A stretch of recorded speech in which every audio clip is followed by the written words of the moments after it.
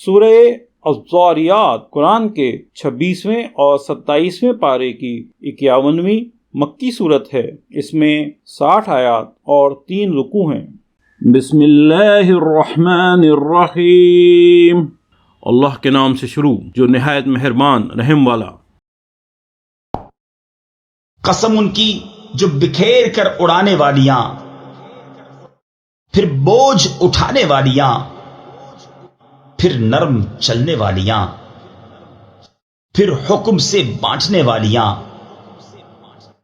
بے شک جس بات کا تمہیں وعدہ دیا جاتا ہے ضرور سچ ہے،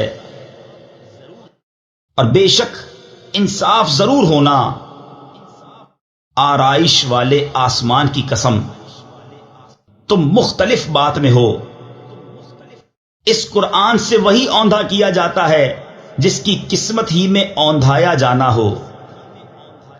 مارے جائیں دل سے تراشنے والے جو نشے میں بھولے ہوئے ہیں، پوچھتے ہیں انصاف کا دن کب ہوگا؟ اس دن ہوگا جس دن وہ آگ پر تپائے جائیں گے، اور فرمایا جائے گا چکھو اپنا تپنا، یہ ہے وہ جس کی تمہیں جلدی تھی۔ بے شک پرہیزگار باغوں اور چشموں میں ہیں، اپنے رب کی عطائیں لیتے ہوئے، بے شک وہ اس سے پہلے نیکوکار تھے۔ وہ رات میں کم سویا کرتے اور پچھلی رات استغفار کرتے، اور ان کے مالوں میں حق تھا منگتا اور بے نصیب کا، اور زمین میں نشانیاں ہیں یقین والوں کو۔ اور خود تم میں تو کیا تمہیں سوچتا نہیں؟ اور آسمان میں تمہارا رزق ہے اور جو تمہیں وعدہ دیا جاتا ہے۔ تو آسمان اور زمین کے رب کی قسم، بے شک یہ قرآن حق ہے ویسی ہی زبان میں جو تم بولتے ہو۔ اے محبوب، کیا تمہارے پاس ابراہیم کے معزز مہمانوں کی خبر آئی جب وہ اس کے پاس آ کر بولے سلام؟ کہا سلام، ناشناسا لوگ ہیں۔ پھر اپنے گھر گیا تو ایک فربا بچڑا لے آیا، پھر اسے ان کے پاس رکھا، کہا کیا تم کھاتے نہیں؟ تو اپنے جی میں ان سے ڈرنے لگا۔ وہ بولے ڈریے نہیں، اور اسے ایک علم والے لڑکے کی بشارت دی۔ اس پر اس کی بیوی چلاتی آئی، پھر اپنا ماتا ٹھونکا اور بولی کیا بڑھیا بانجھ؟ انہوں نے کہا تمہارے رب نے یوں ہی فرما دیا ہے، اور وہی حکیم دانا ہے۔ ابراہیم نے فرمایا تو اے فرشتوں تم کس کام سے آئے؟ بولے ہم ایک مجرم قوم کی طرف بھیجے گئے ہیں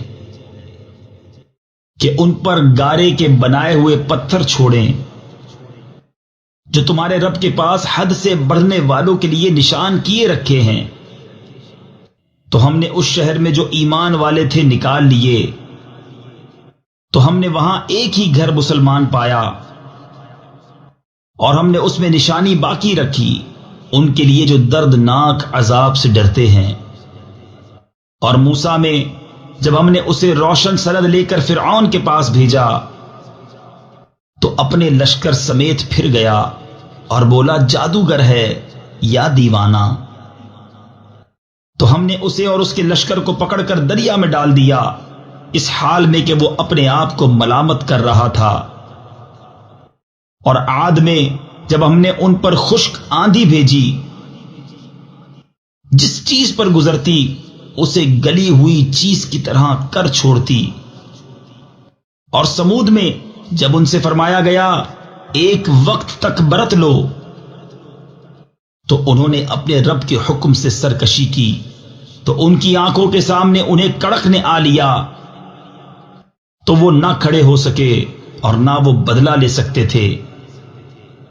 اور ان سے پہلے قوم نوح کو ہلاک فرمایا، بے شک وہ فاسق لوگ تھے۔